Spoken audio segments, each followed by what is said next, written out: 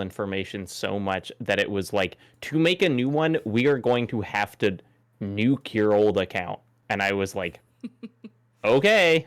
But they were like, we are deleting everything.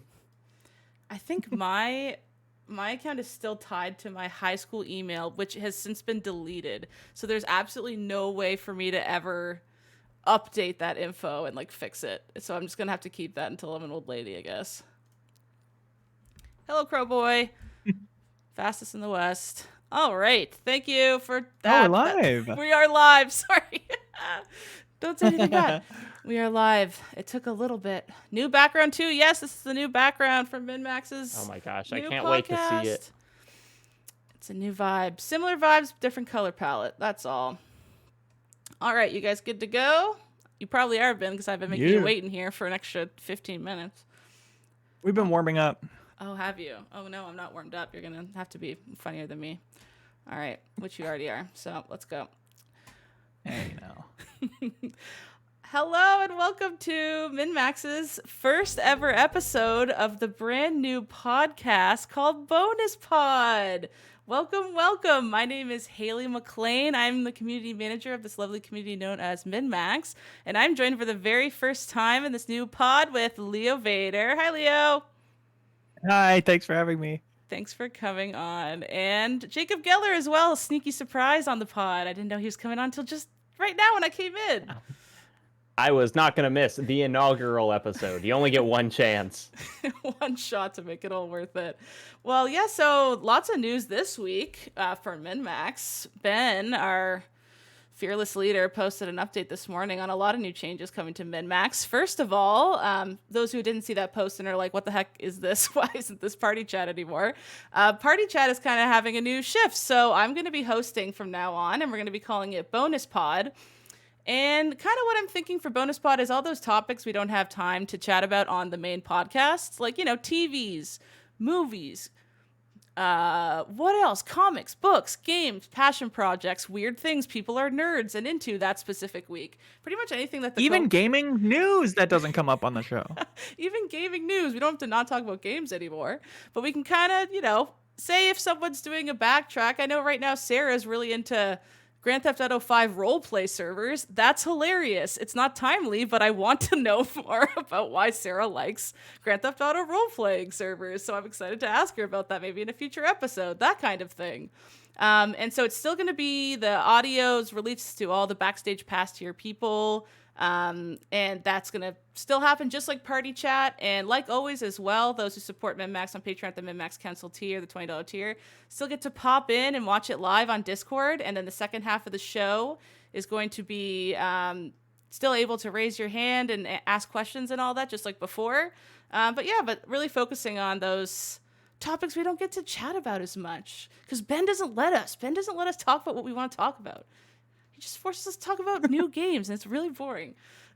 So that's kind of what we're doing this time around. So I thought what might be fun, I'm happy you're on the pod too, Jacob, so we can talk a bit about the capitalism ball again. But we talked a bit in our MinMax awards that we did for the Game of the Year awards this year. We talked a bit about the greatest work of art of all time, 2023.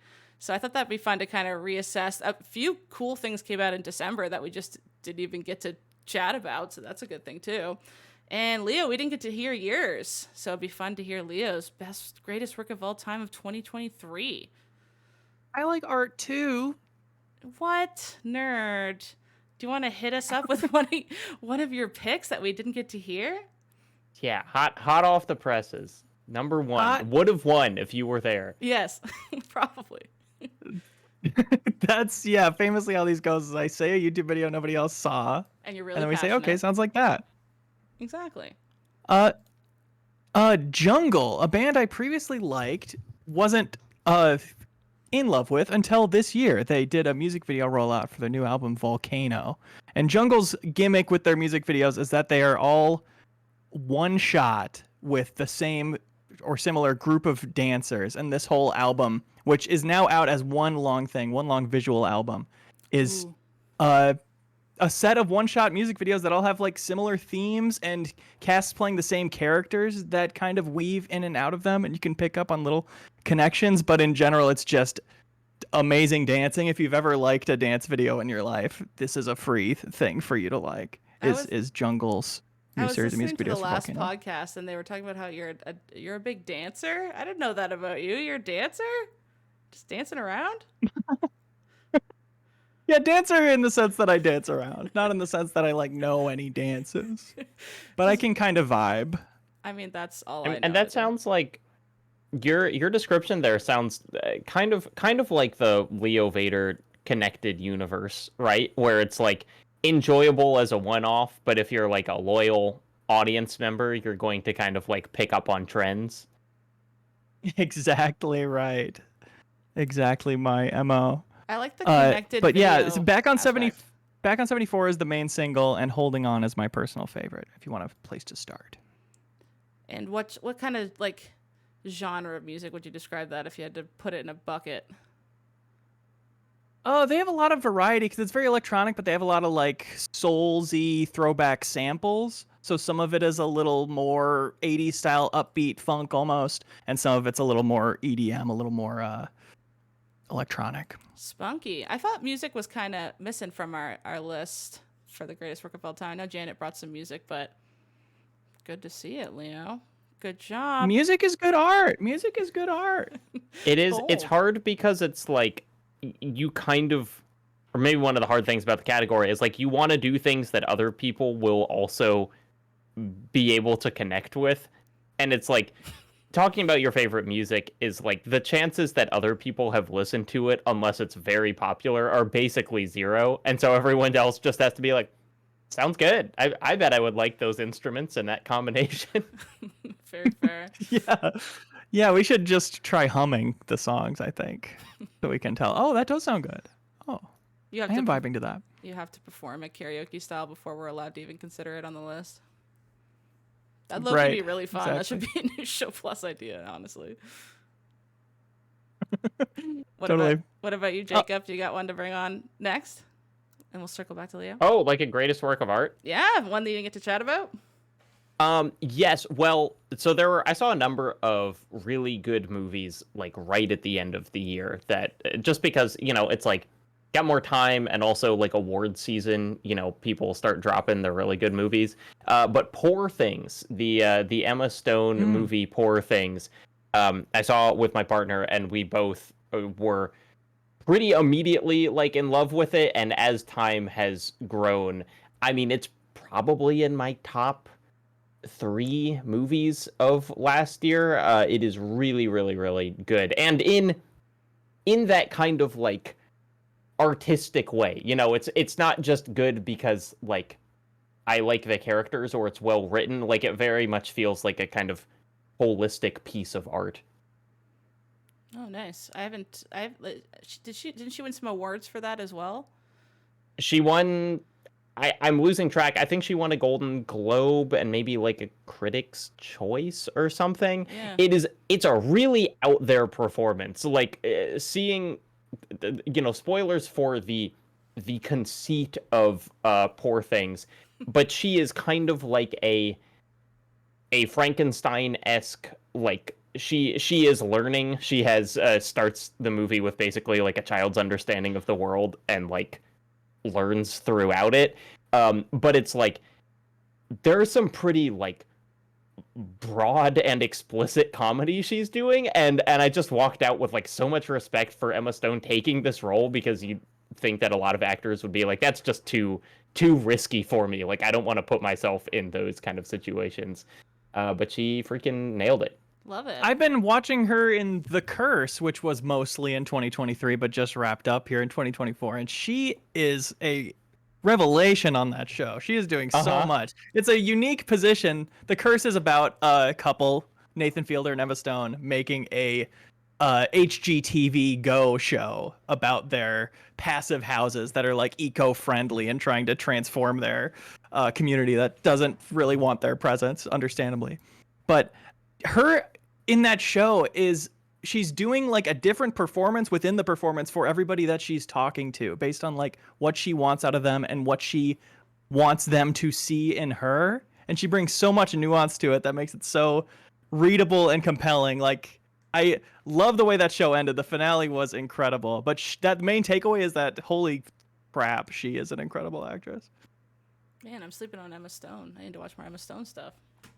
I feel like, yeah, it's like prior to this, it's like she's good in La La Land, but it's not like that thrilling of a performance necessarily. It just feels like watching someone act good. And then I feel like my main, read on her was like she's really good when she hosts SNL. It's like she's hosted several times and she's always unexpectedly funny. And like that was it. Because going before that, it was just like Easy A, I guess I liked her in. That's so what I was gonna say. seeing it's the her only just movie get that comes to mind when I think of Emma Stone. It makes me feel guilty because I'm like, that's not her best. So I feel like I should know more about her. good movie though. She's in a fun era of her career. I hope it keeps going. I found out recently that in 2017 she was the highest paid actress on the planet. What? Really? Emma Stone? Was that like Amazing Spider-Man era? Maybe. I'm looking it up here. We've got Battle of the Sexes. La La Land was 2016. Crazy. Wow. I'd love to know. I am probably annoying with how much I just will vocalize, like, I want to know how much they got paid for this. Leo, you probably have the same feeling with like YouTube videos. I want to know how much like Babish makes on sponsorships. Oh, yeah. So bad. And I have Yeah. no idea. Or like any big podcast, like what does like a This American Life sponsor read go for? It's just like I don't even know. I couldn't even guess the number of zeros. I'm so curious about it. Is it just like from that background YouTuber space? Is as soon as you jump to a different type of content, it's just giant question mark, like kitchen utensils question mark. But if it was more game related things, could you ballpark it? No, I think it's. I mean, it's for me at least. It is really. It's like transferring is really hard. Where it's like I've recently started doing a podcast that has sponsorships, but it's like what I know about YouTube sponsorships really gives me zero frame of reference for how much a podcast should be paid. But also like Babish does advertisements for like Bounty paper towels, which is like more of a real product than anything I've ever advertised. It's like everything that I'm doing is kind of like, it's an online subscription thing or whatever. And to just be like, here's a household product that literally everyone in the country buys. It's like, At every store. I don't know. Is he making my yearly salary like with that Bounty ad? I also wonder about different genres of YouTuber or creator that have a better like conversion rate. Like if Binging with Babish tries to sell you a spatula, that probably gets a lot of people's trust and attention for it being so much in his wheelhouse, versus mostly what we advertise is something that's online, but that's about the only similarity it feels like sometimes. Or even like Yeah. Hot Ones when they bring on a new brand of hot sauce. Do they just get so much money to just have that in the lineup of hot sauces now? Or was there a point where they would pay them to have the like, when does it swap that they get money instead of paying to have the trademark on their video? Right. They must have their own situation because they sell each set, right? Per season. This season of hot sauces you Yeah. can buy all in one. There must be some special deal where everybody makes a ton of money. Yeah. Similar questions with like, I think we actually talked about this on the main pod, but like when there's like a Fortnite collab, who is getting paid and how much? Like is Fortnite paying Dragon Ball Z? Is Dragon Ball paying Fortnite? I'm so curious about like that. is it just is Peter Griffin in Fortnite just because Tim Sweeney and Seth MacFarlane thought it would be cool, or is like someone getting paid $20 million for that? Is that information out there from the Unreal Apple lawsuit? Oh, that's a good question. Potentially, yeah. I'm going to see if I can Google this right now. How much did Peter Griffin get paid to be in Fortnite? Somebody on Reddit says Epic pays the other company for permission to use its characters in the game, then makes money off selling the items. Probably So revenue source share someone on split.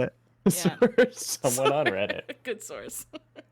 That would make sense. Like you pay for the likeness right, and then you share on the revenue that comes in afterwards, like no matter how much that might cost or something.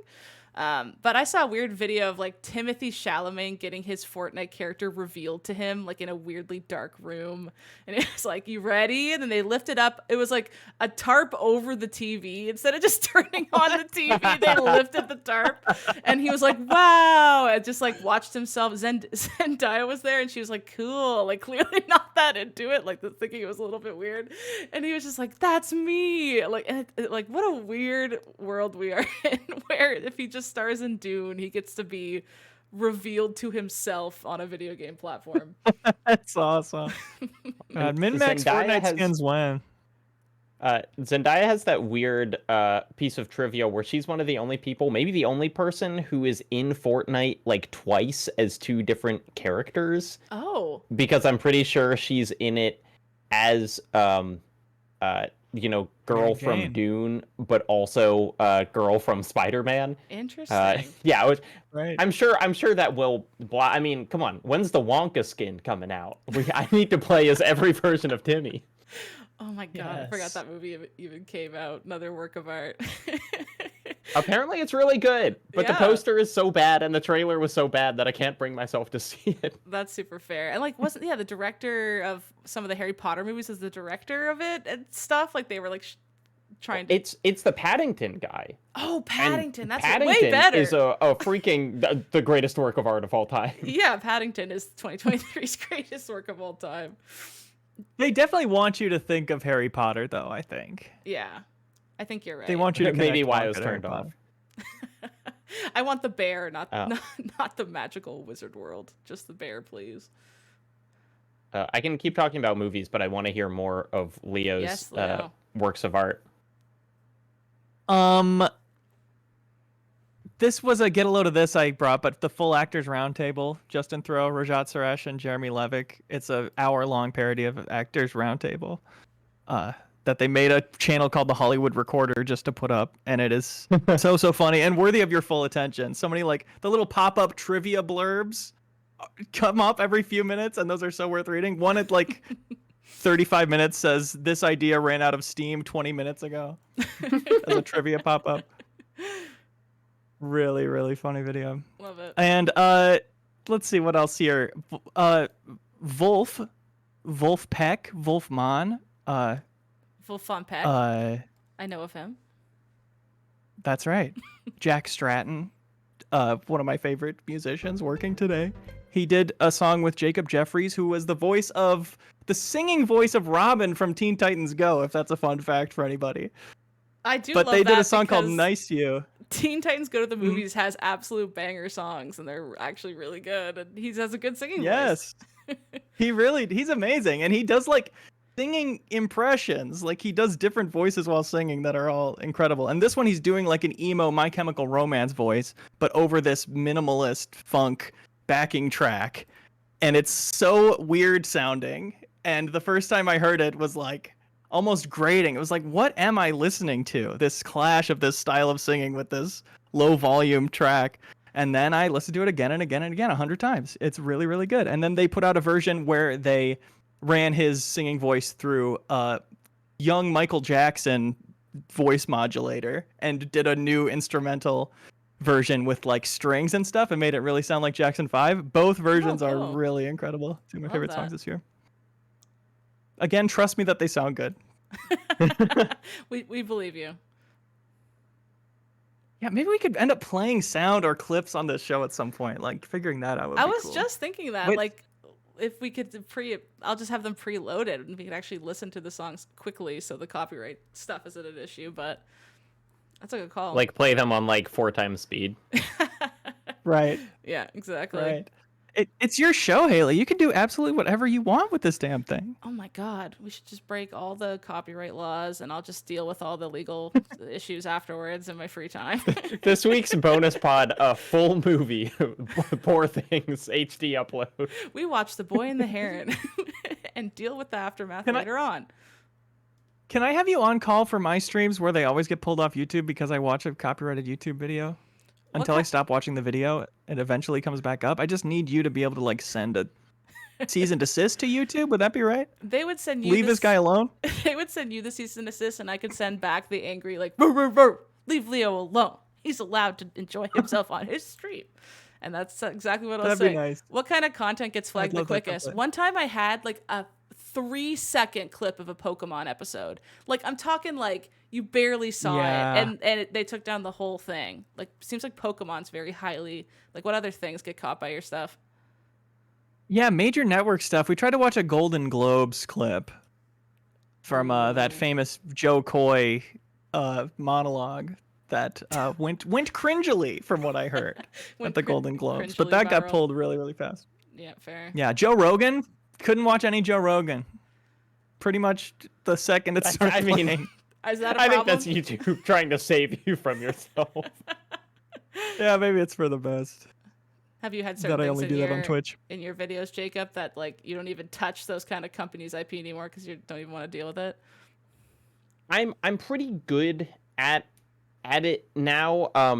Honestly, Ghibli or whoever controls the rights to Ghibli is like 100 times more litigious than any other company. Like usually, what people don't know about YouTube, and I think people have kind of a misunderstanding of how it works, is that 99% of the time, if you use copyrighted material in your video, like unless it is really egregious, like literally just a 5-minute clip of a movie or something, the video can stay up and you just have to give all of the money from that you would earn from that video to the rights holder. So like in my early videos, I used a lot of copyrighted music, and all those videos are still up. It's just like Warner Bros, music publishing gets any ad revenue from this video, and I didn't care because like my videos didn't really make any money.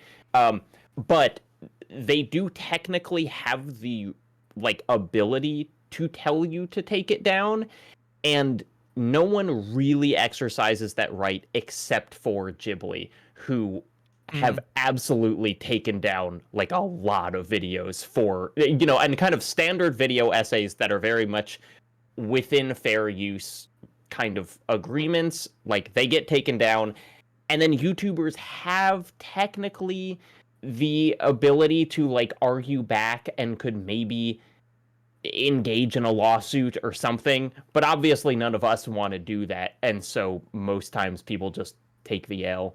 Yeah, like I see like Right. the response back to essentially question the removal. You have to do it under like penalty of perjury, which is such purposefully scary language. Like essentially, Yeah. if you say that, it's like you're essentially saying that you could go to trial and have to prove it and be persecuted for being wrong or whatever. But the way they phrase it is very much like, are you sure? Like with a checkbox by penalty of perjury, like so that you have to be like, oh, I guess. Like I imagine the way they frame that form to send back is very purposeful, to be like penalty of perjury.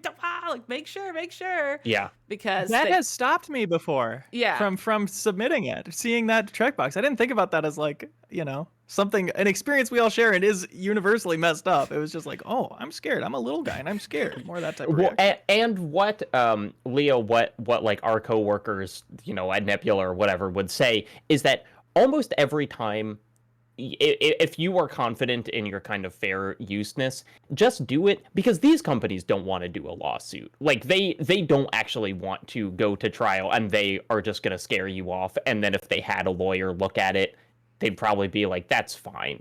Like we could not sue him over that use of, I was trying to think of one of those Brendan Fraser Back in Time movies that you talked about.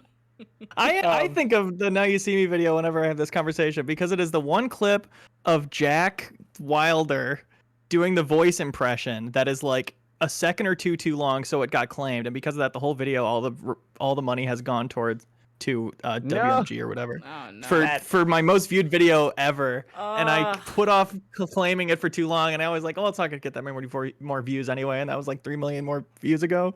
I really should have done something about it, and I still should today, but here I am. I'm lazy and scared of that stuff. That is actually something that we share, Leo, is that my most popular video, although it's tied now, but the Shadow of the Colossus video about like looking for the last great secret just has has like copyrightable songs in it because I made that when I was getting 0 views, and that video has 6 million views now, and it's like that is money. That's a lot of money that I hope whoever owns the rights to those songs are enjoying. They're like thanking you Yeah, every day. totally.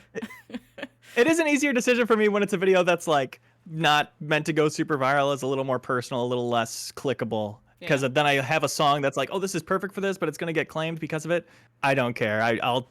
This is me spending that money to get to use this song, you know, Right. which is irresponsible of me probably, but it's fun as an artist to be able to do that. Like, how often do you get to use whatever song you want in the world in your piece, you know, even in TV or whatever? It's Is Leo's bravery Expensive proposition. to keep songs in his stuff the greatest work of all time? I think so. Yeah. So brave. Tell it to my Leo's- destitute Leo's- family. You got another Continue. greatest work there, Leo? Hit us up. Sure. Another one I really liked was the music video for Tokyo Calling by Atarashi Gakko, the Japanese J-pop band claiming to be the voice of Japan's youth. Oh. It's kind of taking some Godzilla motifs for the video, some, you know, kaiju type dancing in a real set of a small city, you know, which looks super cool, and the choreography. Oh, they I'm do watching themselves this is now. This looks amazing. really cool.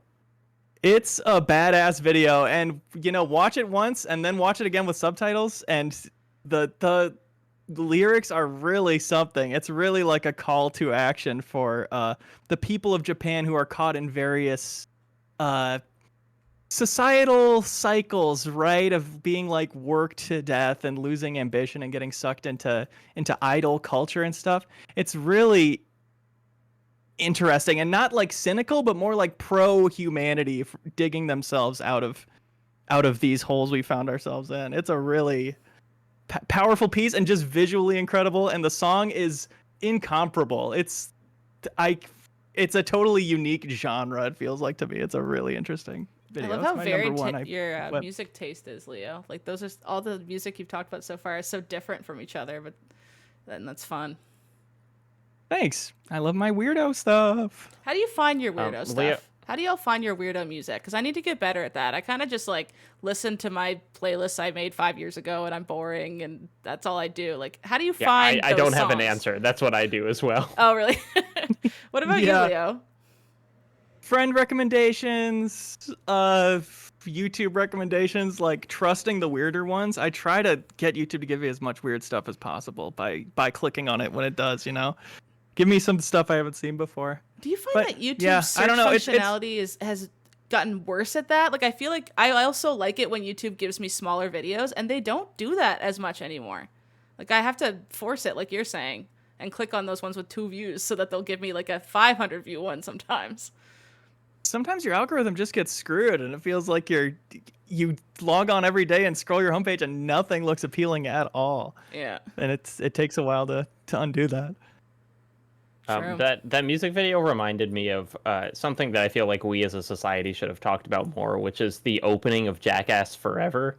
Do you know what I'm talking about, Leo? Yes. Which is another another big kaiju in a real city set, but instead of J-pop idols, it's a man's penis. Right.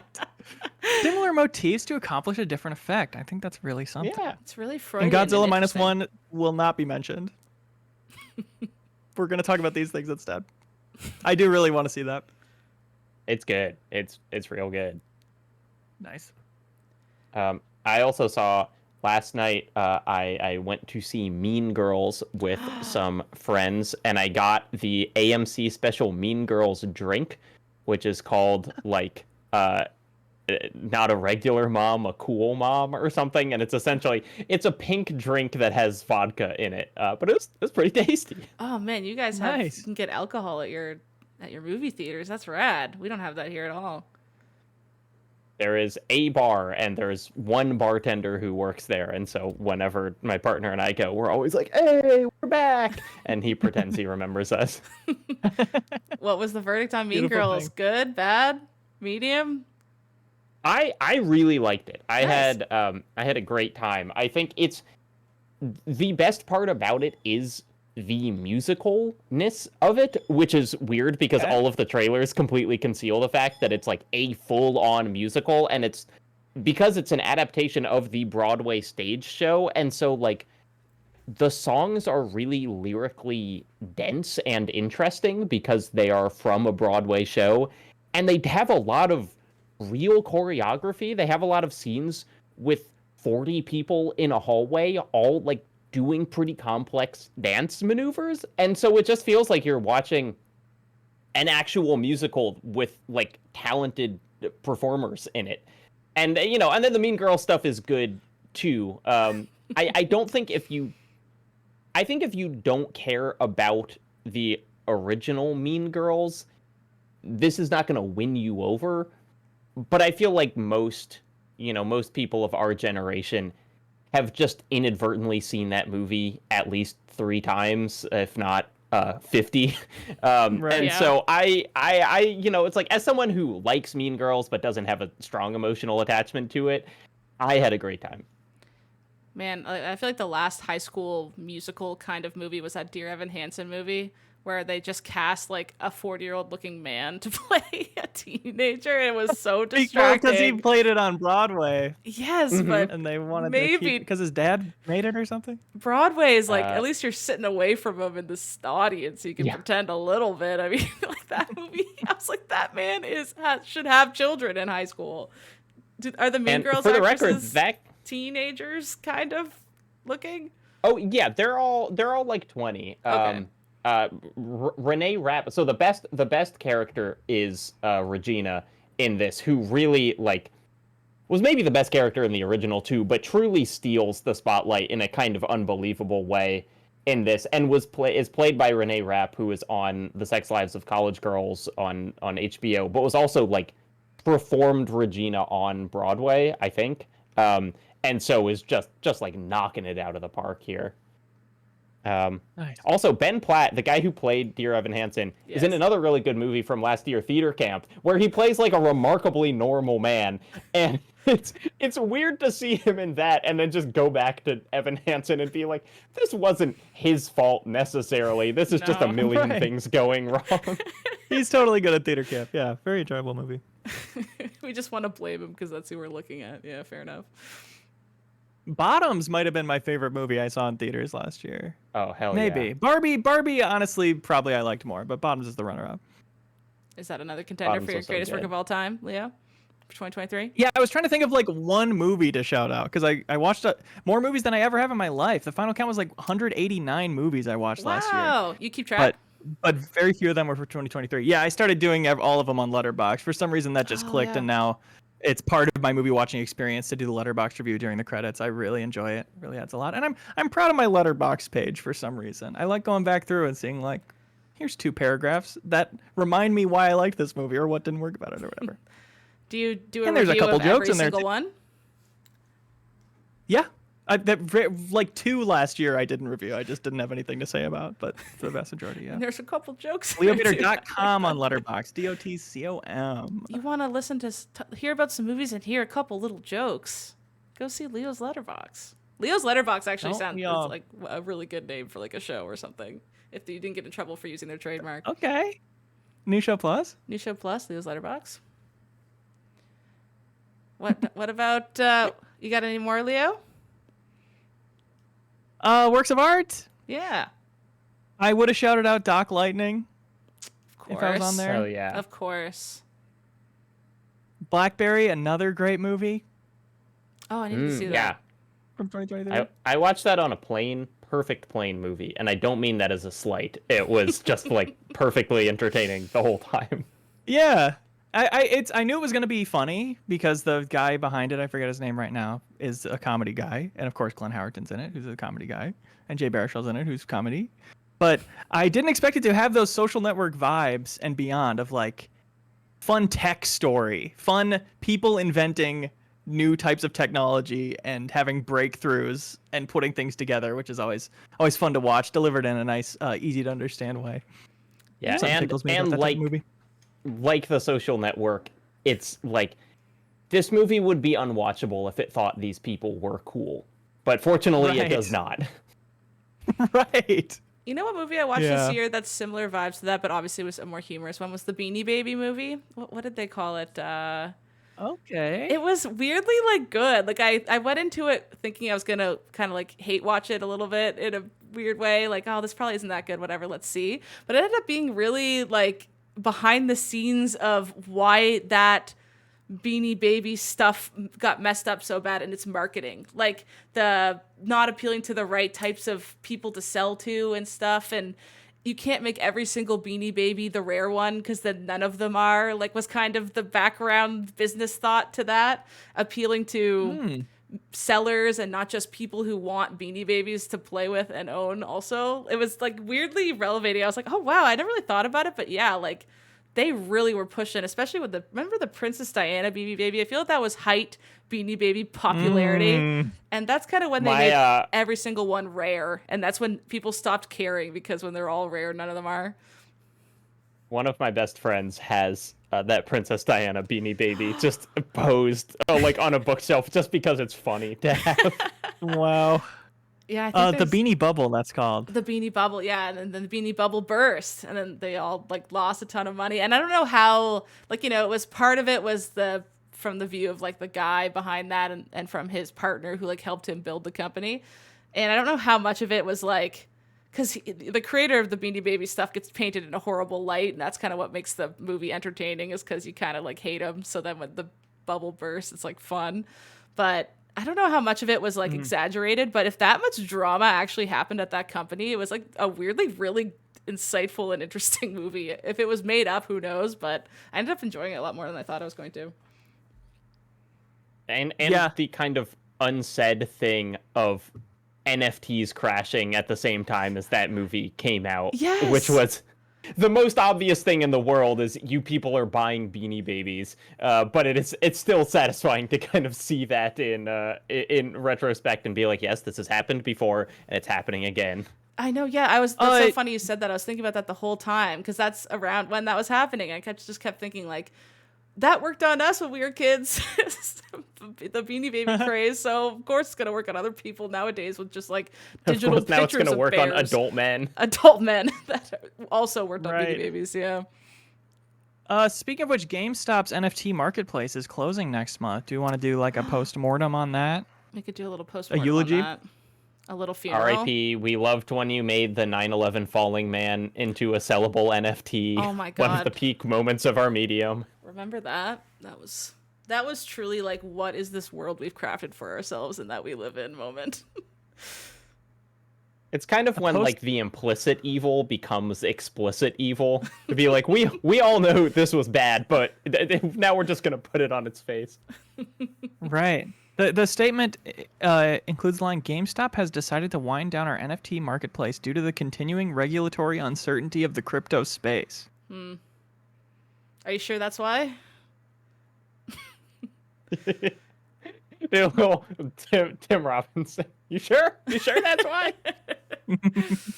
No, it's interesting because we've had clients that have talked to us about like using crypto or wanting to use crypto and what have you, and it's I feel like it's only a matter of time before those are just securities, like a share in a company, and as soon as that's a share in the company, they're gonna disappear completely. Like as soon as the securities lawmakers are like, nope, you need to have all these rules before you're allowed to trade one and all stuff, then it'll finally be dead. But we have to wait for that. That's probably gonna take them 10 years, and then we can finally say it's gone forever. But up until then, just waiting. That's interesting. Go ahead, Leo. I'm changing the topic, so if you have something else to say on the topic, go for it. Oh, I was just gonna say that's interesting, Haley, because that almost makes them sound legitimate. Like if someone was like, you're buying a share in a company, yeah, I would think, oh, that's a real thing, as opposed to a randomly generated PNG. And so it is funny that the thing that would give them legitimacy is also, it's like, well, they wouldn't exist anymore because that already exists. Yeah, like we already have that, and Right. and the whole reason that there's rules around it is to protect people from getting the rug pulled out from under them. Like that's why there's securities laws, and you have to sign all these documents before you're allowed to take a share, is because you can't just be like Logan Paul buying all the eggs, and then now he's like, here's your refund for the eggs, JK, please don't sue me, like energy. Is because people who buy the eggs didn't get rightfully informed about how risky the investment was. So as soon as there's laws to Right. protect those people and make them sign things before they're allowed to get their egg and make sure they understand what they're buying into, blah, blah, blah, the Logan Pauls of the world aren't going to want to do that because now they have to wait to get the money and sign a bunch of stuff, and then that's just going to go away. Right. Something else that's going on in my life that I wanted to share is that my computer fan is messing up, and so it's really loud once in a while. And it stopped by itself after a long time, but I also found that I can whap the top of my computer and it makes it stop. Leo, I had the exact same issue with my computer for like a month and a half. I think I remember it was back when we were recording the Control DLC stuff, and I had to essentially mute in between talking to you because my computer sounded like it was cocking a gun every 10 seconds. It's like like just constantly. Right. And I was Is it like just a wire? it's for me it was the fan. The fan's kind of loose, so it was like hitting itself. But what was your have you figured out yours, Leo? I don't understand why it would solve itself and not be related to like the stress of my computer, that I can play intensive games and it won't necessarily make the sound. Yeah, mine was I just don't really get it. I took mine to a guy I found on Kijiji just to like fix it. And it was one of the most sketch interactions I've ever had in my life. I brought my partner with me because I was genuinely frightened. He called, like I emailed him. I was like, hi, I have a weird fan problem. I just really like someone to look at it. And he was like, he called me back, and he was the type to talk to me on the phone for like 45 minutes. Like I kept trying to hang up, and he was like, another thing about fans. They have this blah blah, and I was like, okay, like, can I just come fix it? Like, good lord. I had to bring my whole computer to his apartment, like in the middle of nowhere, outside my city. He lived in an apartment building on like the 5th floor. Had to climb up the stairs with my heavy computer. Finally get in his apartment. It's completely the dirtiest apartment I've ever seen in my life. Just for one detail, the light switches were brown from like his dirty hands touching the light switches. And just imagine what the rest of the apartment looked like based on that one description alone. It stunk. It was awful. And I was like, oh my God, I hate it in here. I need to leave immediately. Let's do this as fast as possible. He takes my computer. He starts making fun of me because of my parts. Oh. He's like, when'd you get this computer? I was like 2021. He's like, it looks like it. And I was like, what does that mean? Like, I don't even know what his like rips meant, like, or what he meant by that. Where'd you get this light switch? Yeah, like, clean your apartment. Like, sorry you don't like my computer, you gross. So he looks at it and he's like, what do you do? And I'm like, oh, I'm a lawyer. And he's like, oh, gross. And I'm like, okay, like, that's true, but like, at least be funny about it and tell me a lawyer joke, and then I could laugh too. I was just like, oh, yeah. And then he looks at my computer and goes, oh yeah, no, I can't fix these fans. I don't like fixing these. They're weird size or something. And I was like, oh my God. I was like, okay. And he's like, but I still charge by the hour. And so I'm still going to charge you for today. And I was like, okay. And then he proceeds to talk about how he can't fix the fans for like 20 minutes, essentially to like extend the time and he billed me for like the full hour that I was there. And he didn't do anything. He told me to spray some air on it when I got home. And I was so angry. I'm not confrontational. I don't like fixing these. Genuinely, Leo, that's why I was so confused. I'm like, is this not your job? I was in his little workshop with all the little screws and millions of fans around me. And he was like, no, these are weird shaped. I don't fix these.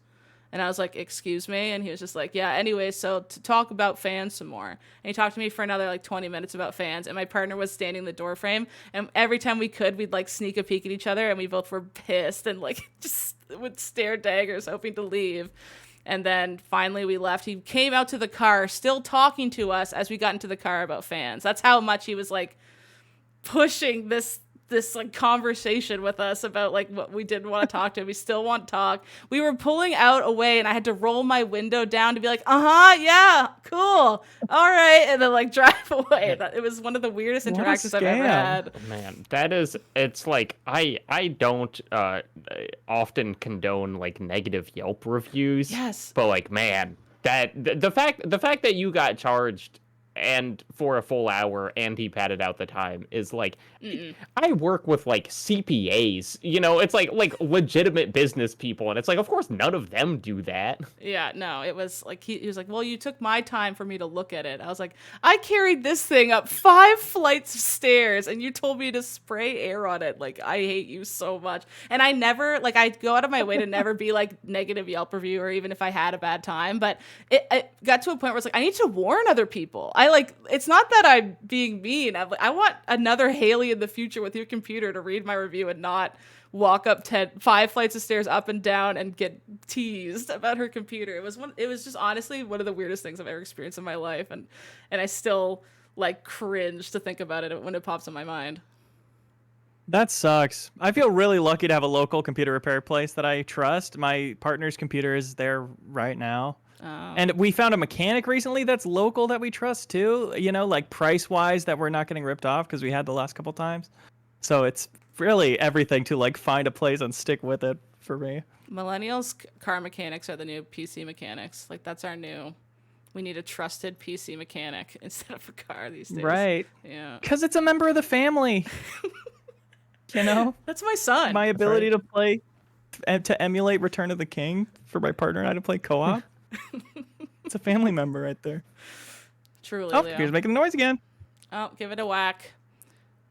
Give it a whack. Give I it a think there's like a fondue whack. 1 in 50 chance that when I whack the computer, it's just going to crash everything. So if that happens, Goodbye. there you go. Hey, you got 49 more times, baby. I'm hammering on it.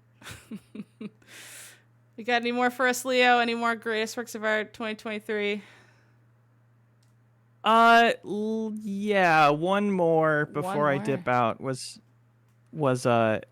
Hollywood Handbook, a podcast I got into this year. They did a pro version, a Patreon paywalled episode called Hypocrisy Exposed, which got removed from the paywall right after I made my little greatest work of arts of all times post in the Discord. Oh no. So, which is very convenient that you can get that now. Oh, so for it's free now. Oh, Yeah, it is I free see. now. Okay. Oh, I see what you mean. I thought you meant they Yes. completely removed it. No. But it is Sean Clements, one of the hosts. He had a little video of his son. They just went to the museum and they came back and his son was talking about making his own museum, which is, just a 4-year-old's nonsense business idea. And they just go through it bit by bit and keep pausing and just tearing apart the business idea and roasting his son very genuinely, very in character as they always are. And there's a part where his son's talking about, and we're going to have guards to keep out the bad guys, and so only good guys can get in. And Sean pauses at his son's video and is like, and let me guess, I think the good guys look a lot like you, huh? And that was probably the hardest I laughed at a piece of content this year. Amazing. Do you Love remember what Hollywood the child's reaction was to that comment? No, it was just a pre-recorded video, so I hope he reacts someday. But very, very cute and very fun. Amazing. But I gotta go eat dinner before my little stream tonight. You do, buddy. I'm playing Gas Station Simulator. If anybody wants to Oh. check that out, which I believe Sarah really liked a few years ago. I remember Sarah playing that, yeah. Yeah, that's one of those games that I'm just feeling a magnetic pull towards, and I couldn't explain it, but I'm gonna follow that instinct and see how it goes. I got weirdly into Twitch.tv/leovator.com. Thief Simulator. It was like one day it was $2 on Steam, and I was like, sure. And it's had Yeah. a lot of really fun systems. Like, I got to a point where I memorized what time all the people in a little town went to work, so I could most optimally break into their homes and steal all their stuff. And I learned like where their safes were, and like they would remember when you stole, so they would like improve their security like the next time you come to steal, so they would have like a better security system or their stuff tucked away in a better hiding spot and stuff. It was weirdly really fun. I think I spent 10 hours on a $2 game.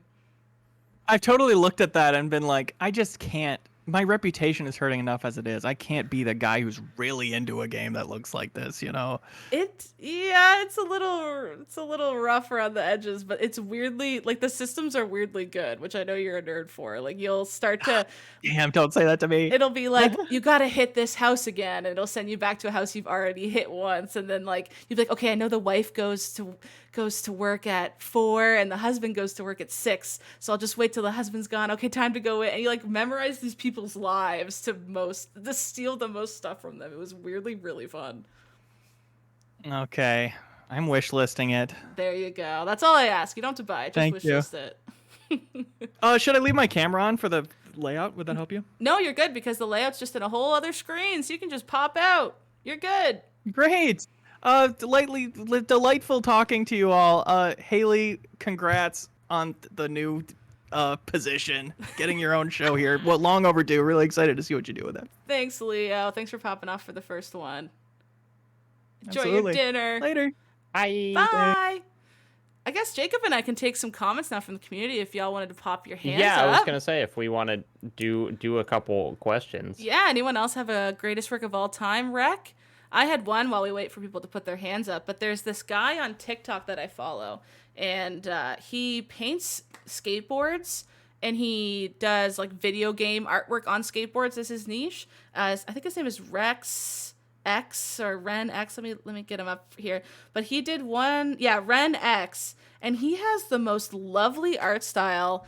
Like, you know, sometimes you just see an artist and you see their art style and you're like, yep, that's me. That's how my brain works. And I like the way that looks.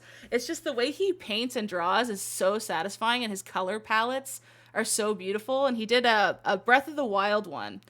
And it was on back in like May, and it was just one of the most beautiful things I've ever seen. It's not just like he's taking like JPEGs of the game and like drawing it onto the board and painting it a little bit. Like, he takes the characters and puts them in his own art style and flows them down the whole entire board in such a nice way. And I can't stop thinking about it. Like, I don't skateboard at all. I just want it to hang on my wall. And I just, every so often, What's his name?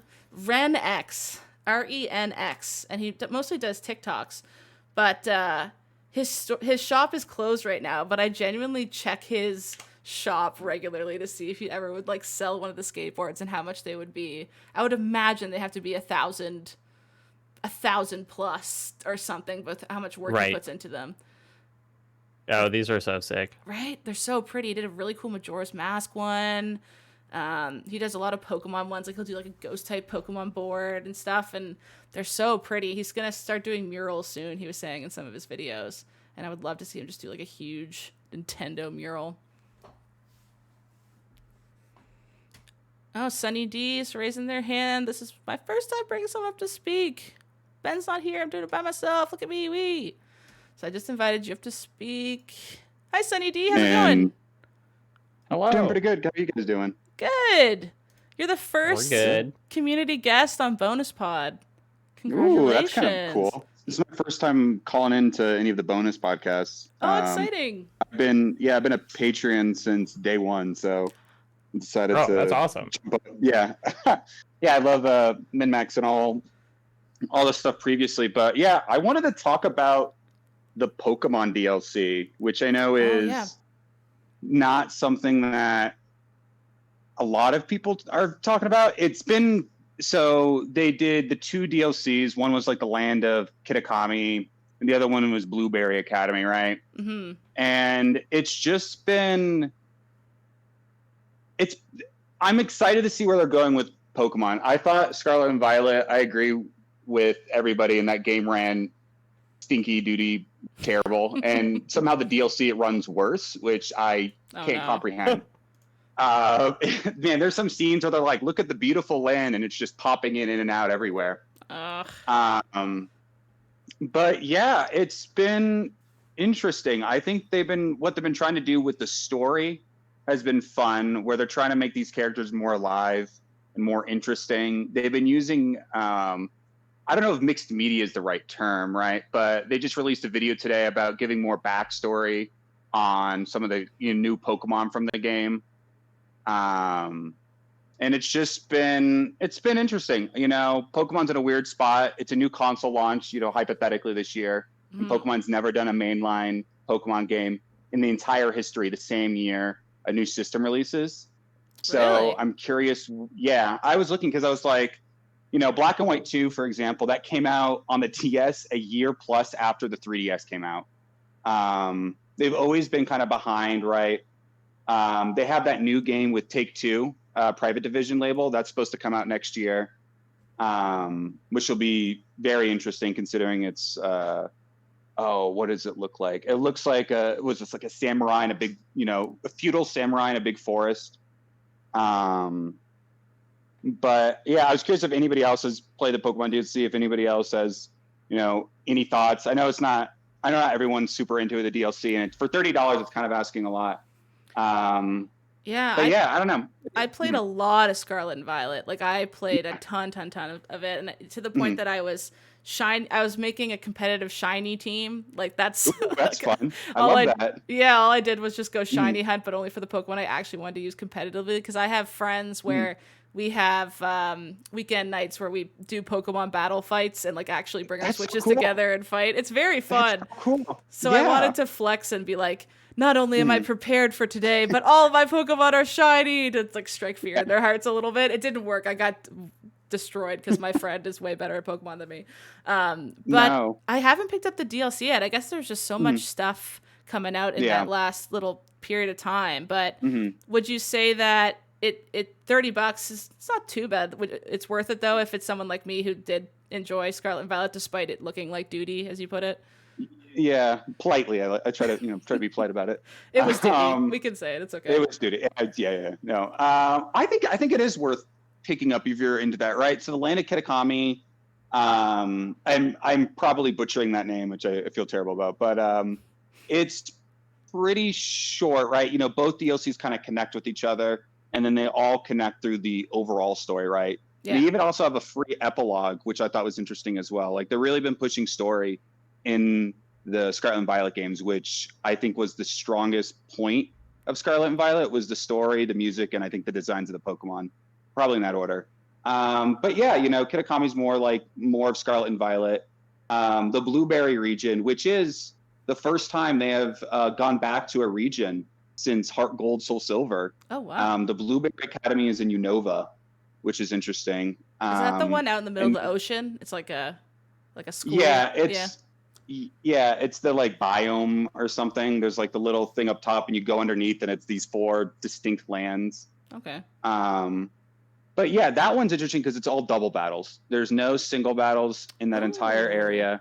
You'll be doing double battles. There's another Elite Four down there where some of them are there's some story stuff there too. But one of them is like the kid of, I think, the Dragon type gym leader from Black and White, which is kind of cool to see them connect. Oh, fun. And the challenges are interesting. There's that synchro mode, which is, I've been seeing a lot of people post about, where you can become a Pokemon and start flying around and doing different interactions with it, which is cool.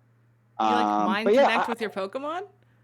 Yeah. It's like you can become Pikachu and run around as Pikachu. I've seen people, and I've seen some like TikToks of just people soaring through the sky with like Reshiram or like Lugia, right? And just kind of going through everything. And that's a cool little thing that they haven't done before. But yeah, I'm curious to see where they're going to go in the future, right? Right now, they're, I think, teeing up for a Unova Black and White Gen 5 remake. They're even like, I play the TCG semi-competitively. I go to different tournaments and stuff, right? Oh, fun. And yeah, they're bringing back different components from the Black and White era to, the current card game, which is interesting where, I can talk all day about Pokemon, but I'm going to try to wrap it up. But Pokemon's so interesting, right? Because they all synergize with each other, right? The show tries to synergize with the games, the card game, and the games synergize with each other. Their marketing, their push, right? Because it's the biggest franchise in the world. But yeah, I just wanted to call in and just share a little bit of my thoughts, get the Pokemon Scarlet talk at least somewhere on one of the pods. But yeah, I think it's worth downloading for sure. Yeah, no, I'll pick it up. Yeah, and I'm trying to think of the story content. There's not much. There's a mystery gift which you should probably download. You won't be able to do anything with it. It's just like via online to get this little berry, which you'll use in the epilogue. But yeah, that's kind of all my. Just wanted to share the thoughts, see if anybody else has played the DLC or not.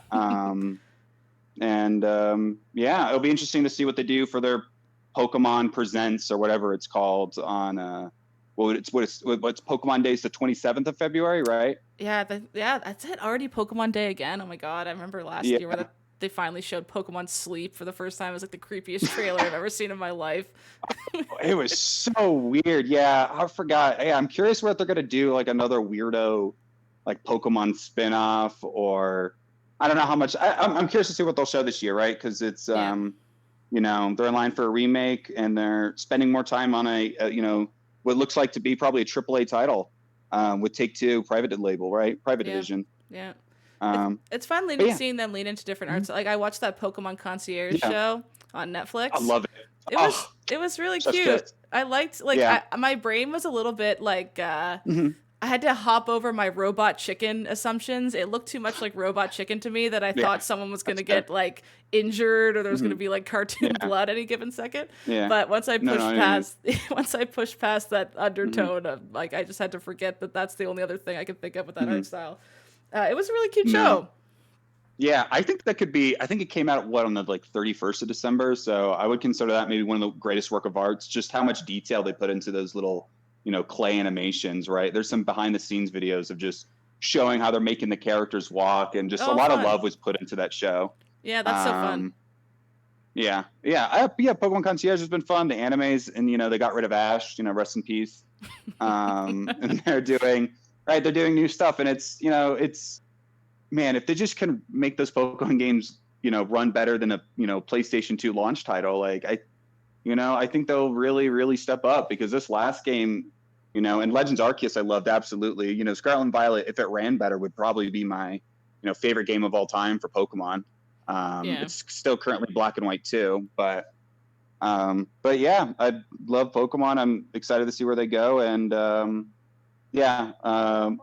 I hope you do share your experiences with the Scarlet and Violet DLC if you, whenever you do decide to pick it up and play it, Haley. Yeah, I'll have to pick it up because my friend is playing it also, and the one who I competitively play with. So Yeah. he was saying he's really enjoying it too. There's like a new system where on top of the Sparkle system or whatever, there's a new way to empower your Pokemon. He's liking that, so it sounds like I'll pick it up. Yeah. Did you play Scarlet and Oh, Violet, yeah. Jacob? I did not. I could not have even told you like the most recent Pokemon gem related thing that came out. you I mean, know? I played it and I still don't remember what it's called. So I deeply respect people who like Pokemon, but it has never been me. super. No, fair. and and I respect that, and that's fine, and that's totally. There's always those games where it's just like, I can't get into that franchise, or I'm not, you know, super interested. But you know, I've always loved, you know, Pokemon since I was a kid, right, and just growing up, when I was like 4 or 5, right, and just playing every game ever since. Yeah, I'm the same Through the way. highs and the lows, for sure. We're in a bit of a low, but hopefully it picks back up. I think it'll pick back up. I think they have to realize that the game can't just. I don't know. I'm hoping that with the new, more powerful system, the game will at least look. Maybe we can go to launch Xbox 360 title. We can, you know, pump up a little bit, but yeah, it's fun. It's exciting. Yeah, got to catch them all. Amazing. Yeah, there's over 1,000 of them now. So I know. Well, Which thank you is so much crazy. for popping up for the very first time, being an original Min-Max supporter. Yeah. That's exciting, and sharing your Pokemon Yeah. love. I'll pick that up. I'll get the DLC just for you. I'll get it now. Oh, well, thank you. Yeah, I'm excited to, you know, I've always been a lurker, so I'm excited to, you know, hopefully interact a little bit more with the community, because I've only heard really great things about it. Awesome. But yeah. Well, Great. thank you both. Thank you, Jacob, for your input as well, and all your Pokemon love. You're very welcome. Yeah, thank you, Haley, as well. And I hope you Thanks, guys have a great David. rest of your day. Yeah, you too. All right, yeah, thank you. All right, bye. we'll bring Kyle S up as well. I'm yeah, so and sorry. then I'll probably have to hop off after Kyle, but No problem. excited to have another person. Kyle, I'm sorry I don't know anything about Survivor. I know you and Ben love chatting about it. I feel really bad, but you said it was a good season, so I'll just pretend that I watched it and say that I agree. Hey, the great thing about Survivor is that when the new season starts up, you don't have to know anything about it. But I also wanted to mention Sunny D talking about potential remakes of Pokemon Black and White. That's speaking my language. I know. I've been looking to get back into Pokemon, and like that would do it. Those games are great. Black and White was such a what I good do wanna talk- generation. I have such fond memories of that generation. Yeah, just, you know, everything just it was amazing how much they're pushing the DS's specs there, and just has its own like unique look to it all. But I digress. Oh, also talking about Game Freak, like they also made that Pocket Card Jockey remake last year. That was Oh, really yeah. good. Like, you know, one of my top 5 games of last year. That was fun. I played Uh, that. Yeah. Yeah, what I did want to talk about though was, I guess not really a greatest work of art of all time, but like a game nobody like talked about last year, that had some, you know, big status to it. Master Detective Archives Raincode. Have you heard of this one? No, have you, Jacob? No, What- no, I have not. What is it? So this is from the maker of the Danganronpa games, Oh, okay. right? So Oh, Yeah, I so it's think like I a- remember seeing a trailer for this on Yeah. some show or whatever, and thinking like, wow, there's a lot of like art style going on for this game that I have never heard of. That's exactly what I came here to talk about. Like, I just finished that game, 50-hour visual novel action-ish game. Like, you're walking around, but it's mostly just story stuff, right? Um, it. What I love about it so much is that, like, the city itself, like, how the layout goes is you go around the city and you're solving a mystery in every chapter, and it just has this nice noir neon look to it. And then they put you into, like, almost like Zelda dungeons of like inspired like of entirely different things, like underground fights, pyramids, just fun houses. It's just doing like so much. And meanwhile, the whole thing is a giant like mystery story of figuring out why like this city is raining all the time, and like, you know, what exactly is the big mystery going on in the city? Why is it so isolated from the rest of the world? Why are you playing as an amnesiac detective, or someone who has been told they're a detective, with no supernatural power when everyone around you has supernatural powers? Or why is there a god floating around you, tormenting you, while also giving you the ability to go to these crazy Zelda-like dungeons in a different dimension? I like how it goes It's- from why is it raining to why is God all up in your biz? Exactly. It's doing so much, and I just finished the game today, so I just feel like lamenting it from somewhere. But especially because I haven't seen any podcasts talk about this, and for the amount of love that Danganronpa has, I'm kind of surprised. Like, you know, I listen to a fair amount of gaming podcasts, and none has yet to talk about this. Are you a Danganronpa fan? Is that how you found this game, or did you find it a different way? Not at all. Like, I'm more familiar with Zero Escape, which I heard Danganronpa is a lot like Zero Escape, and so that's how I kind of got into this. Okay. Now, I want to play just any games from the developers Tokyo Games, which kind of splintered off from Spike Chunsoft, but they're still very close with Spike Chunsoft. Cool. And that was Master Yeah, it's always- Detective Archives Raincode. Master Yeah. Detectives Archives Raincoat. It feels like a cheap shot to blame the name, but it's like, boy, that is not a memorable name for a video game. But I do feel like, as maybe as kind of like Western gaming press, we do have like a big blind spot for this sort of game, like the really involved visual novel that is not, it's like I play a lot of kind of weirdo indie visual novels that are, like 2 hours long or whatever. But this sort of thing, which is essentially as AAA as a visual novel can get, maybe because they're 50 hours long and there's not really much of an audience for them here. Yeah, it's like not many of the games press are kind of taking the swing to be like, I am going to spend a work week playing this game.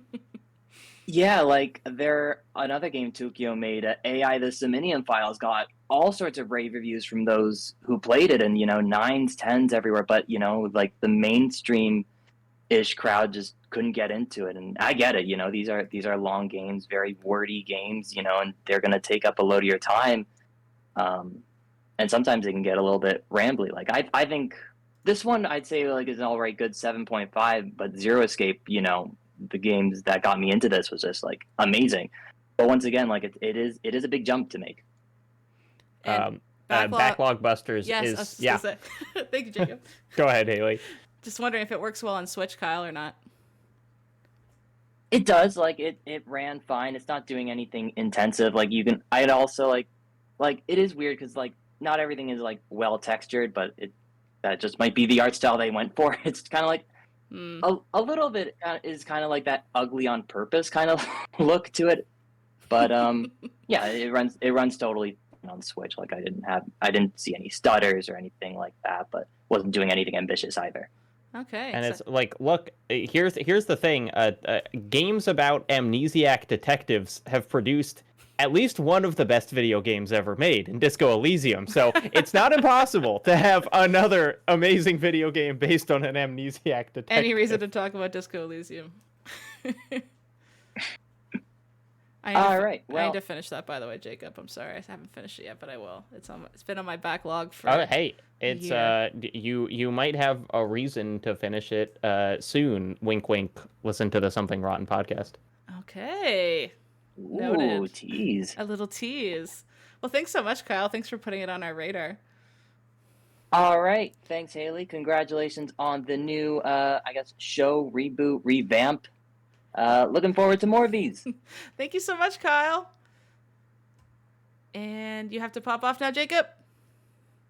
Yeah, I No am worries. going to say goodbye. But congrats, Haley. This was awesome. Love to just kind of casually hang and talk with y'all. And look, I would talk to you and Leo even if we weren't being recorded. Aww. So, You would hang out with me for non-monetized purposes? That's true friendship. it's hard to believe I do anything for that, but yes, indeed. Have a good time with the rest of the pod, and have a good night, everyone. Thanks, Jacob. Bye. We got a couple more questions. We can answer them before we finish off today. Toro, we invite you to speak, and Beewood after you. I see you, Beewood. How's it going, Toro? I can't hear you if you're still trying to figure out your How's mic. that? Oh, there you go. I can hear you now. Oh, sweet. Okay. Yeah, I'm doing well, thanks. How are you? I'm good. What did you want to chat about? Should I go? Do you guys have? So I'm very new to the MinMax community. I'm trying to kind of get a feel for how everything sure, works. Do you guys yeah. have your callers go on video? No, we normally say you don't need to go on video for it. Sometimes Okay. Ben has told me sometimes when callers come up and turn on the video, it can sometimes mess it up for people to then come up too. So sometimes the best case is just to keep it off. But yeah, no, there's no video requirement or anything. Just on mic is totally fine. Okay.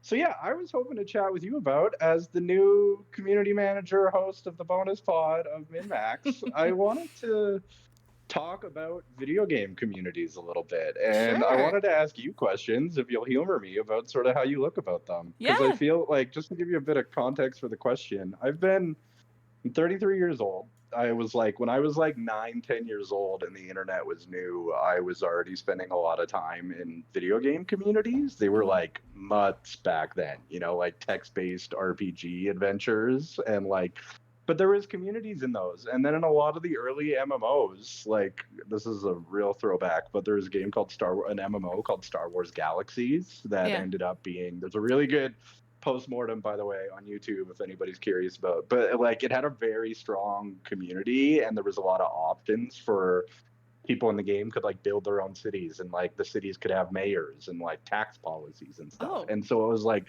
this really good platform for communities to sort of do their own thing. And when I was like 13 years old, that was like the coolest thing I'd ever seen, and I like like a lot of nerdy kids, you didn't have a lot of friends in real life, and you found that online. Yeah. And then, like, fast forward 20 years, the internet's changed, video games have changed, everything have changed. And there's still, it seems like MinMax is like kind of come full circle from those early days where it's like, okay, we're gonna, from the outside as a new person, my perspective has been like the lead is friends, video games, and getting better, or something like that. Friends, community, and getting better. Games, friends, and getting better. I was actually considering for this podcast whether it should be, when I introduce it, getting better, friends, and games. Just do the opposite for this one. Forgot to do it though. But yeah. But I like, it's interesting that there's this indie media company that is focused on community again, and like, I'm thinking about that junction between like just pure fandom and like communities of just fans, Hmm. as opposed to like community for the sake of community. Um, and I'm really curious if you have any thoughts about that, or like when you got asked or applied to be the community manager, like how were you thinking about what community management is, and like what are your Oh, hopes and totally. dreams for that? Yeah, no, totally. That made me really like that's when I took on that role, that made me really start to critically think, well, how do you how do you manage a community? Because I was part of the MinMax community since its inception, just like in the Discord myself. Like I, knew Ben, watched Ben religiously when he was the Game Informer show host, watched every single episode. Then when MinMax started, watched every single episode of MinMax. I remember sneaking my headphones in so I could listen to the episode while I was working retail and like wearing a hat so that no one could see my headphones, so I could listen to MinMax like as soon as it got posted. So I was already a really big fan of MinMax. So that obviously helped a lot when I joined on for this specific community management, because half of it is just knowing the vibe of the community, right? Like what do people like to talk about? What channels would they want in the Discord? What are things they want to see in the future? What kind of shows hit and what kind of shows don't hit? And like Ben obviously is the fearless leader in understanding all that really detailed stuff, like all the data and what to move forward with, what to retire, what's the best move forward for these kind of things. But in terms of community management, I think I'm insanely lucky because I know I say this all the time and it sounds cheesy, but like MinMax is a very easy community to manage because everyone is so lovely in this community. Everyone, is just really respectful to each other. The Discord, that makes my job really easy. All the cohorts are lovely. So like when I get to work with them, every time is super fun. And they're like essentially just my friends now, which feels great. But I can definitely see how if there were things that happened that you'd have to be good at managing, people's expectations for if like something happened that needed an explanation, like how do you deliver explanations for, say, if someone was, let's say for instance, someone was leaving the podcast forever or something, like moving on to new pastures, how do you deliver that information to a community in the best way, in the most positive light, and like those kind of things? Like that's definitely an art. And that's something that you learn sort of just working with people who are good at communicating that kind of things to communities, which I'm lucky enough to work with Ben and learn a lot from him.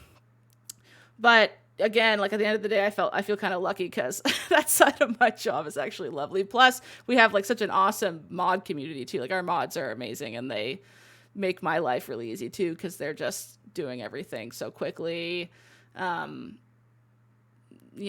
Everyone loves them.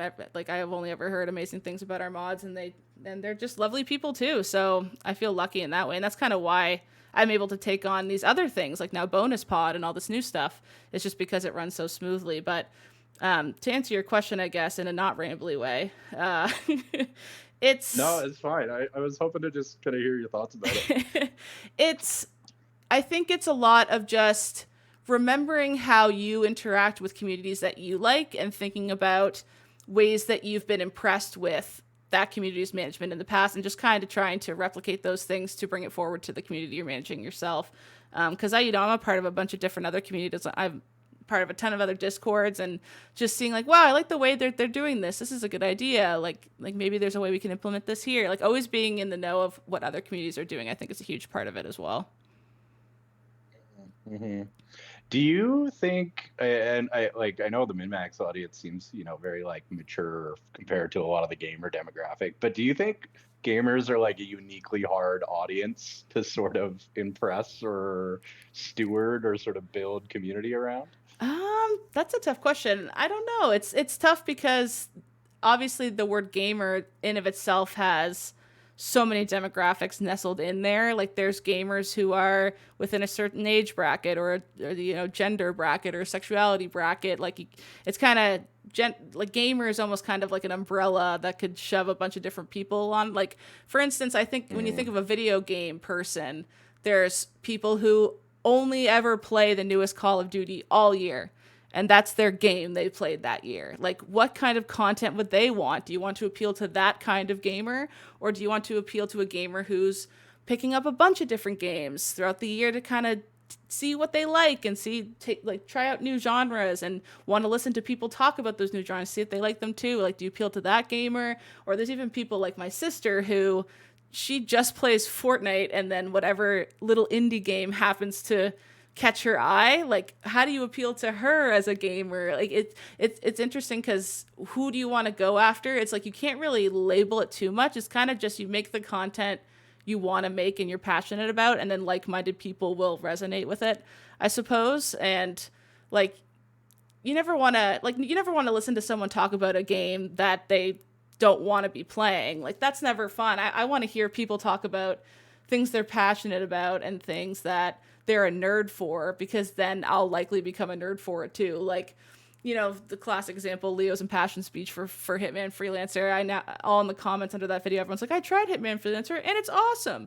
And probably if Leo didn't have that love for it, it just wouldn't have get communicated. Like, so people who normally, maybe one of those people that only plays Call of Duty all year heard Leo say that and picked up Freelancer. Who knows? But I don't think Leo was trying to appeal to that person or any other particular type of person when he talks like that. I think he just loves Hitman Freelancer and he's good at talking about it, and then it makes good content, and then that like fosters a community that is interested in that kind of passion, if that makes sense. Well, and it also seems like a focus on positivity and like what you're passionate about, as opposed to like it's really easy to dive into negativity, I feel like, when people are so passionate about a lot of these things. Yeah, I think you're right. And like, I love a little snark now and then. Like, everyone loves a little snark. But it's like, I don't want to force someone to have to talk for an hour about a game that they're not relatively interested in, versus like someone who's good at being a little chippy with their comments or whatever. That can be fun, right? There's a fine line, but overall, I would much rather listen to people who are excited about something than someone who was forced to finish something for a goal they don't even really want to reach. You know, those two type of demographics hit a lot different for me. Well, cool. I didn't mean to like put you on the spot, but I was just really curious sort of how you looked at this stuff. So thanks. No, for sure. And thanks for popping up. Is this your first time coming into the Backstage Pass Min-Max Council tiered I'm brand chat? new to Min-Max, so I just hopped right in. Oh, exciting. With both feet. How did you find Min-Max, if you don't mind me asking? I bounced off it was recommended under the Triple Click podcast on my podcast app a lot, and I bounced off it probably 4 times because I thought it was only variety stuff, and just what you were saying, I was like, okay, I don't see any games I'm really interested in, like them doing deep dives on these. So, but then when I kind of changed my criteria, and it was like, no, I'd like to I never meet anybody in my day-to-day life who is as nerdy about video games and like games media and the community and all that stuff as I am. So I was like, okay, if that's the goal, then it like the whole criteria changes. And now it's about like, is this like a mature community of people who are fun to talk to, you know? Yeah. And when I started looking at it that way and I started going through the Min-Max content, it seemed like such a slam dunk. Awesome. Well, that's great to hear. Well, yeah, thanks for coming in for the first time. Hopefully this new time of the day. We used to have it a bit earlier in the day, which I know that's kind of one of the main changes we have for the new bonus pod moving forward, is it's a bit later in the day just because I can't record until after I'm done work too. So hopefully that helps with people being able to join in. Okay, well, yeah, thanks for taking my call. Yeah, of course. Thanks for hopping up. Nice to meet you. Nice to meet you as well. And B Wood, final call of the day. And then we can wrap the first episode of Bonus Pod up. Hi, B-Wood. How are you? I'm good. How are you, Haley? Good. I haven't started Final Fantasy VII yet. I'm sorry. I will, though. I was gonna ask you because like I was hearing you say like, oh, that sounds good. I gotta try that. Oh, that sounds good. I gotta try that. I'm like, oh, okay. She has a lot on her backlog. I'm not sure if she'll get a chance to get there. I do, because I really want this, as we were talking about last week on the now defunct party chat, I really want this year to be about trying things, because I just have learned this past year, if I try things, I find my favorite games of all time. So I'm playing Hellblade, the first one now. Nice. I started that last night just so I can play the second one this year, and then I want to do that for I'm playing gonna play Final Fantasy. I played the first Turnip Boy because the tax evasion Turnip Boy. Like, I'm playing a lot of first instances with sequels coming out this year, and I just want to see if I like them. And if I do, then then I have more games to look forward to. So that's kind of how I'm planning out my early 2024. And Final Fantasy VII Remake is up there. Actually, my partner downloaded on our PlayStation so I could start it, but then he started playing it, and I walked into the room and he was just picking flowers with Aerith. And I was like, is this the game? I thought this was like a crazy, crazy dark, like lots of sword fighting game. He's like, there's stuff in this sometimes that's very boring. Yeah. Yeah. There's definitely stuff like that where you're picking flowers, and there's other stuff there that's kind of more for old school fans. Yeah. But like, yeah, it's is it a PS4 or PS5? PS5 version. All right, cool. Because I feel like by far that's the best version, and it allows you to play the Yuffie DLC, which I think it gives you some insight into the game that's coming up pretty soon. But more importantly, that game is just fun to play. I like that you're confident that not only will I minigame. play it and beat it, I'm going to play the DLC too. that is fair. I just said to myself like, oh wait, she might not get a chance, and then I'm like, oh yeah, she'll play it, and then she'll beat it, and then she'll play the DLC. I feel like I spiked the ball last weekend, saying, yes, we got her. She's one of us now. And like you haven't even picked up a controller to play it yet. I definitely count my chickens before the eggs, or however that's in. Your chocobos before they've hatched. Yeah, hey, look There at we that. go. Good job. Look at me. I know things about Final Fantasy. I haven't even played a Final Fantasy, but I know what a chocobo is. But that's the bare minimum, I think. Well, I will take my wins where I can get them.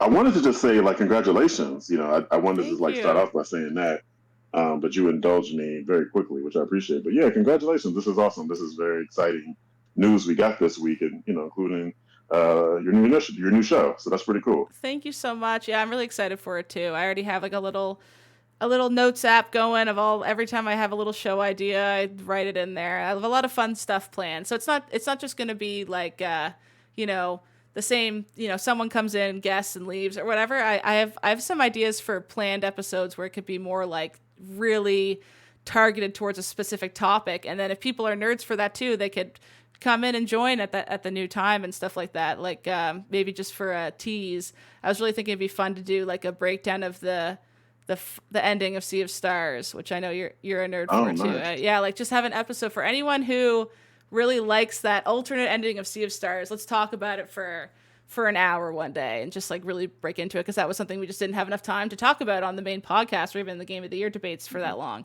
Stuff like that. Just any kind of gaps that we can fill with extra fun content. That's what the bonus pod will be. Yeah, that sounds pretty cool. That was going to be like the next thing I was going to ask you is like, did you actually get the other ending, and how much of the other bonus stuff that you do? Yeah, no I won't spoil anything, but I did get I finished it, and I'm a lot happier now that I saw that ending than I was after the first original ending, which I can't say why, but I'm sure you know why. Yeah, absolutely. I think I 100% why, and I totally get it. Cool. One more question: did you get the flimsy hammers? Did you stop at just the extra ending? I did everything. Oh wow! Okay, Yeah. cool. Yeah, I look forward to the conversation. Like, I used the guide. Like, get don't your get me thoughts. wrong. I wasn't brave. Oh, I used the guide. No. No, I'm not. No judgment here at all. I just want to get your thoughts of what you thought about all of it. So like, yeah, if you ever do that, then hopefully I can make it. Or even if I don't make it, I just get to hear your thoughts. So that would be pretty cool. Well, anytime there's going to be a really hyper specific topic like that where someone could decide whether or not they want to join live, we'll just post about it in the Patreon updates feed, so you can kind of take a look there and see what the topics are going to be on any given week and decide whether you're able to come in or not. Yeah, sounds good. I'm excited about this. This is really cool. All the news from MX is Pat. Well, I guess this last day or whatever that Ben sent it out. It's been really exciting, and this is this new show format is really cool. I'm looking forward to it. Thank you. I'm looking forward to it too. It should be really fun. All right, cool. Yeah. Anything else you wanted to chat about? Well, I guess technically we already talked about Final Fantasy VII. I just want to make sure we did that. Make sure people see that trailer because it's awesome. No, I think that's it. Oh yeah, the new trailer Ben did a reaction for this morning, right? Yeah, I saw that. That was actually the way I found out the trailer came out because I had a YouTube notification saying like, "Hey, watch Ben react to the new trailer." I was like, "Well, there's a new trailer," and I just stopped everything.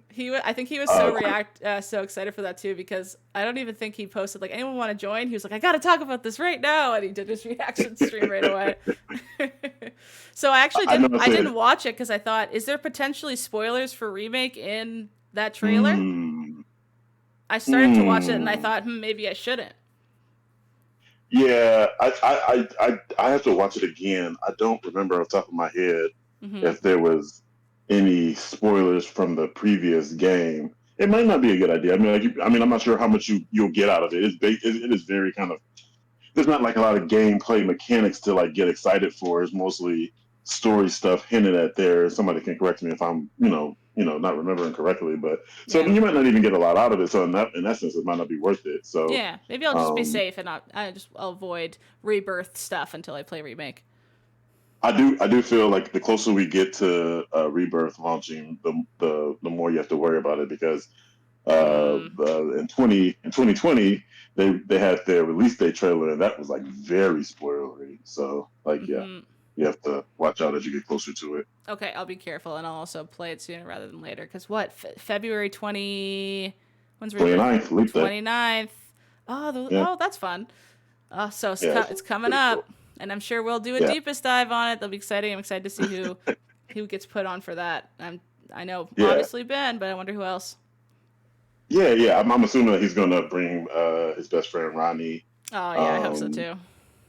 and I guess man, I'm blanking on his other friend's name. Um, Grant. oh man.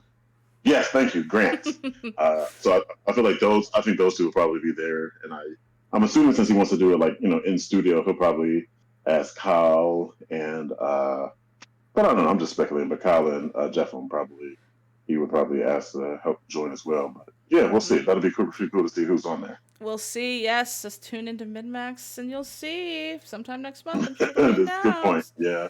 Well, thanks, Yep. B Yep. Wood. It Yep. was nice to chat with you. Nice chatting with you. Thanks for having me. Thanks for the kind words. Bye. Bye. So yeah, so like just to maybe finish it off there, to go over the news again that got released this week, be a nice way to finish off our first episode. We went a little long, but that's okay. There's a lot to chat about today. So the news that got announced this morning for MinMax, we have bonus pod, of course. What's happening right now? Michael Hubert from Easy Allies is going to be hosting the next few Trivia Towers. Isn't that? Oh, I saw a lot of excitement for that. That's such great news. Very exciting. I'm sure he'll be on some other content too, but for the moment, we have those Trivia Tower episodes planned for sure. And Hubert was also a guest on Trivia Tower in the past. I don't know how long ago that was, but I remember watching him when he was a guest. So it's very exciting to see him host it and see him use his very amazing hosting skills to make Trivia Tower even more fun. And another fun thing, Charles Hart, an associate editor at Game Informer, he's going to be taking on more of a role for helping Ben edit videos and all that behind the scenes stuff. Charles is a great guy. He's a great writer, and also he's on the Game Informer show a lot, and I've listened to a few episodes with him on there, and he's great on there, so try to check him out there too. And then Haley DeBoom, fellow Haley. She's now a friend of the show. I'll have to have Haley DeBoom on for a bonus pod as well at some point. Because for those who don't know Haley DeBoom, she was a guest on the podcast after she donated during our charity live stream this year. And she knocked it out of the park. She was so interesting. One of the most memorable episodes from the last year, I think, was the Haley DeBoom episode. So everyone in our Discord was like, more Haley DeBoom, more Haley DeBoom. So now she is a friend of the show. And I'm sure she'll be on some more content. And I'll definitely try to get her on the bonus pod moving forward. We can have a Haley and Haley episode. Figure out some fun things to do. Yeah, exactly. Crowboy says in the Twitch chat, what's the two Haley show pun name going to be? That is a fantastic question. We also spell our names the same, which is very exciting because there's so many ways to spell Haley, and me and Haley DeBoom spell it the correct way. And that's all I'll say on the matter for the Haley spelling controversy. But that was the very first episode of Bonus Pod. Thank you so much, everybody, for hanging out and talking and coming up in the chat and checking out the new format. So, yeah, just again, this is our new show moving forward. I'll be recording it every single Monday at 4 p.m. CT. So we have a new time. We used to record Party Chat a bit earlier in the day at 12 CT. So we're hoping that this 4 p.m. slot makes it so even more people can tune in. And at the Min-Max Council tier, the $20 tier, for supporters on Patreon, they can actually call in live and chat live with me and whatever other cohort and guests are coming in there. So I'm really excited about that. I can't wait to keep doing this show. And I want to thank all you guys for supporting Min-Max so much, because honestly, if y'all weren't so lovely and supported this super fun thing I get to do, I would be able to do it every week. And it's really a nice thing to look forward to at the end of a Monday for me. Doing all my boring legal work, I get to do some fun video game chats in the evening. So I very much look forward to that. And thank you all for supporting Min-Max and making it happen. And that's it. I can't wait to do more. And thanks y'all for joining. I hope you have a great rest of your day. For Twitch, let's raid just somewhere fun. Let's see. It's a bit later in the evening. I'm so used to finishing Party Chat. It's a little bit early in the day. Oh, Mr. Kyle Bosman is live. We got to send you over to Kyle Bosman. Thank you for the claps. Thanks for the kind words, everybody. I've been seeing a lot of people posting some really nice stuff. I saw in the comment of the Patreon post, and everyone was being really kind, and I really appreciate it. Y'all are so lovely. I'm very excited about this, and I think it'll be very fun. And let's see. Raid. Kyle Bosman. What's he playing? Killer Instinct. Enjoy watching Kyle Bosman play Killer Instinct, y'all. And next Monday, we'll be back for the next bonus pod. And don't forget that the Min-Max show is recording this Wednesday. Bye, everybody on Twitch. Have a lovely day. And I will raid now.